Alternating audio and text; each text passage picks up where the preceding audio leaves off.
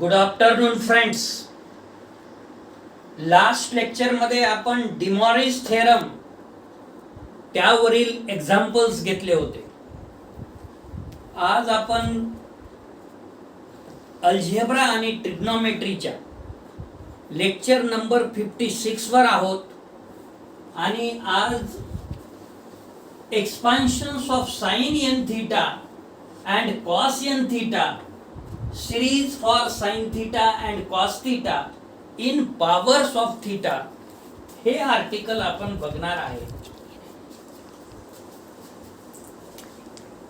सुरू करू मग आर्टिकलला. By the use of De Moivre's theorem we can obtain the expansion of cos n theta and sin n theta in terms of the trigonometrical functions of theta. For we have cos n theta plus I sin n theta can be written as cos theta plus I sin theta in bracket to the power n, जे की डिमॉरिस theorem आहे. cos theta plus I sin theta raised to n, which is equal to cos n theta plus I sin n theta. Since n is positive integer, the binomial theorem holds for cos theta plus I sin theta raised to n. आता मित्र हो, तुम्हाला binomial theorem कसं expand करायचं किंवा काय formula आहे माहित आहे. x plus y raise to n जर असेल तर x raise to n plus nc1 x raise to n minus 1 y plus nc2 x raise to n minus 2 y चा वर्ग plus nc3 x raise to n minus 3 y चा cube plus dot dot dot plus ncn x raise to n minus n y raise to n. याच्यामध्ये आधी आपण already बघितलं आहे. ncr चा सुद्धा फॉर्म्युला आपल्याला माहित आहे. n factorial upon n minus r factorial into r factorial. सोबतच n factorial is equal to माहित आहे n minus 1 n minus 2 up to 3 to 1. तर मग आपण बायनॉमियल एक्सपान्शनचा वापर करू आणि ह्या cos theta plus I sin theta two the power n चं एक्सपान्शन काय होते ते बघू.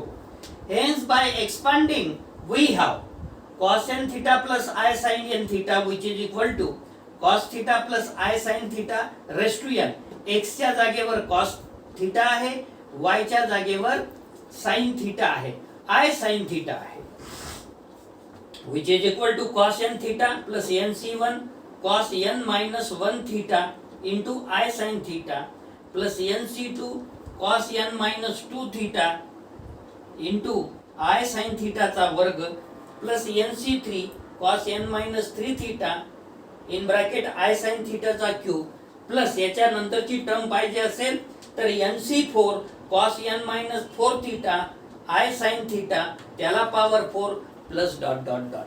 हे तुम्हाला इमॅजिन करता आलं पाहिजे की नेक्स्ट टर्म काय असेल. जर आपल्याला त्या नेक्स्ट टर्मची गरज असेल तर याच्या नंतरच्या स्टेप मध्ये आपल्याला लिहिता येणं गरजेचं आहे.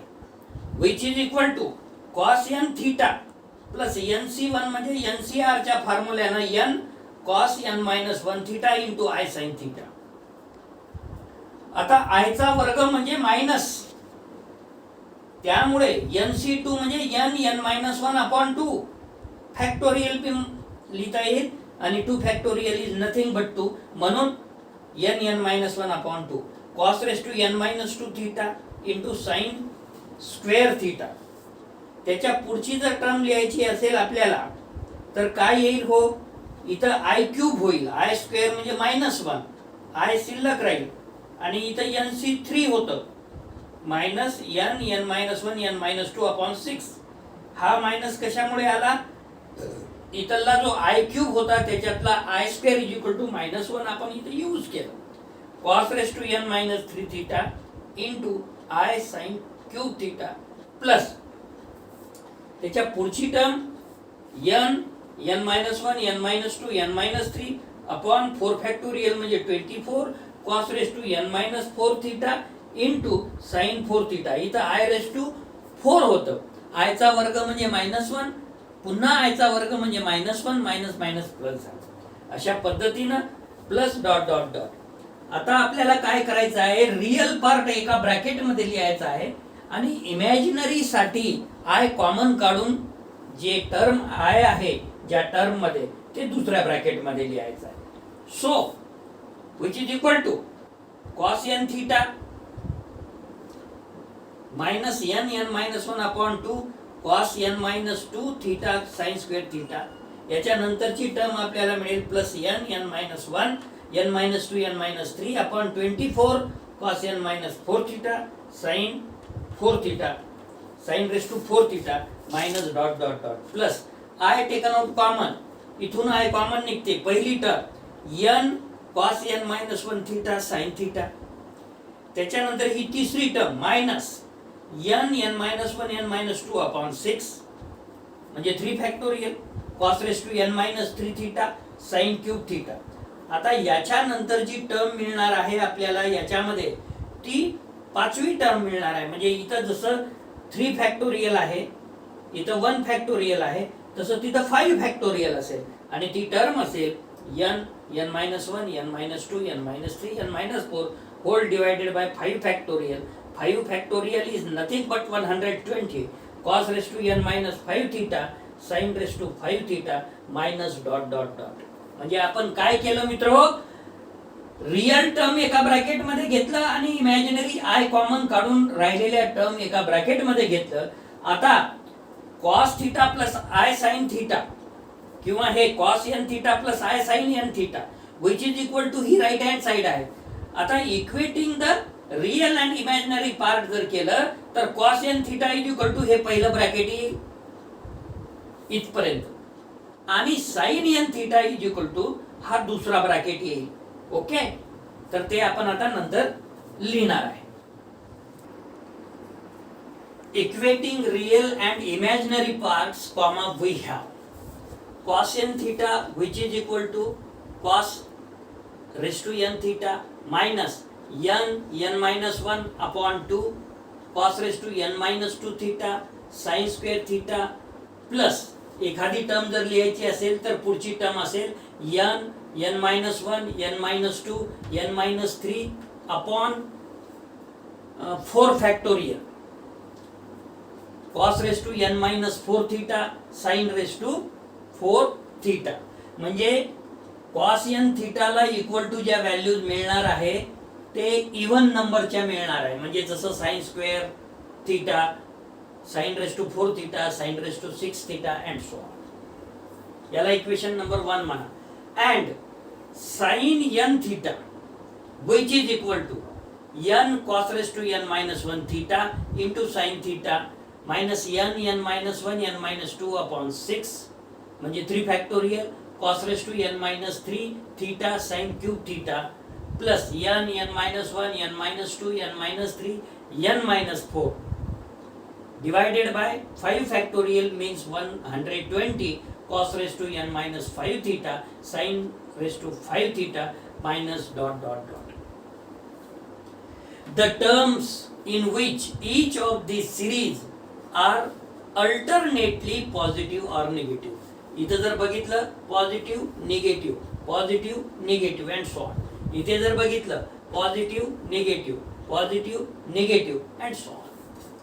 प्रत्येक टर्म काय होत आहे, पॉझिटिव्ह निगेटिव्ह या पद्धतीची मिळत आहे. आणि cos n थीटाच्या वेळेस साइन रेस टू 0 थीटा म्हणजेच 1 sine square theta sine raise to 4 theta sine raise to 6 theta and so on.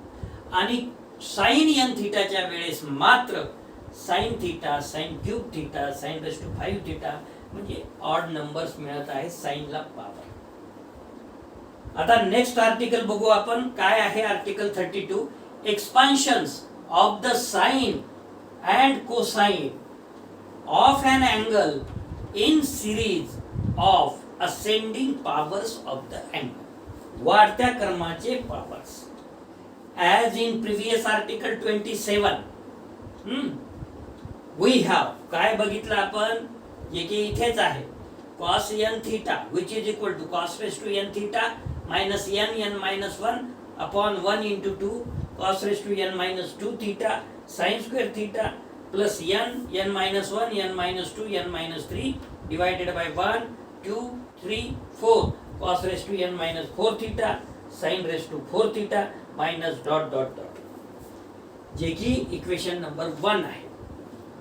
याच्यामध्ये जर आपण सबस्टिट्यूट केलं n theta is equal to a म्हणजेच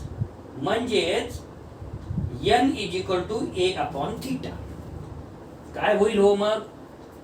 n theta is equal to a substitute केलं cos a which is equal to cos raised to n theta minus n साठी a upon theta in bracket a upon theta minus 1 upon 1 into 2 cos raised to n minus 2 theta sin square theta plus a upon theta bracket मध्ये a upon theta minus 1 दुसऱ्या bracket मध्ये a upon theta minus 2 next bracket मध्ये a upon theta minus 3 whole divided by 1 2 3 4 cos raised to n minus 4 theta sin raised to 4 theta minus dot dot dot.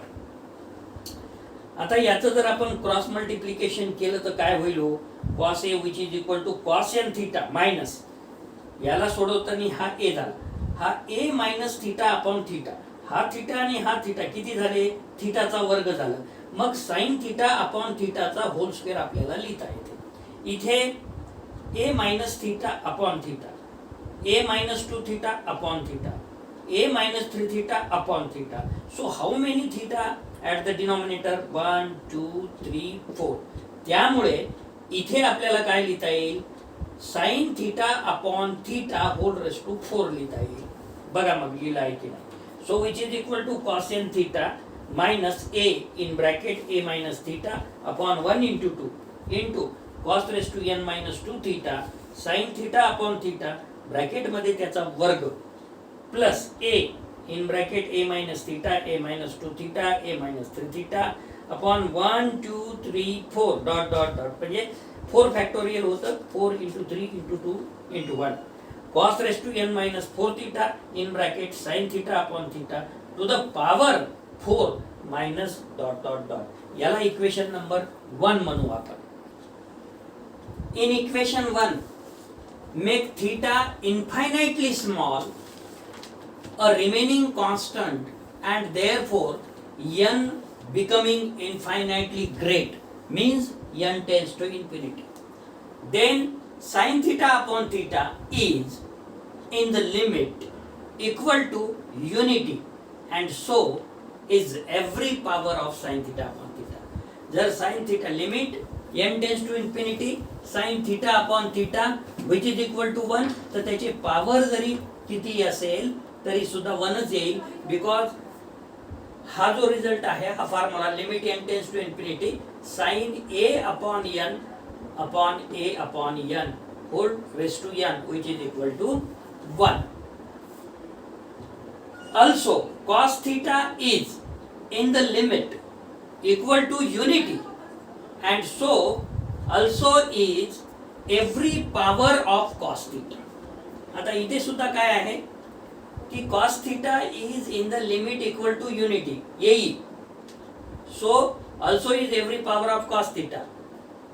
Limit n tends to infinity cos of a upon n raised to n. आता n जर infinity कडे जात असेल तर anything divided by infinity is 0 and cos 0 is 1. 1 raised to anything is again 1. Hence equation 1 becomes cos a which is equal to 1 minus a square upon 2 factorial plus a raised to 4 upon 4 factorial minus a raised to 6 upon 6 factorial plus dot dot dot add infinity. तर मित्र हो, आज आपण या lecture साठी इथंच थांबणार आहे. धन्यवाद.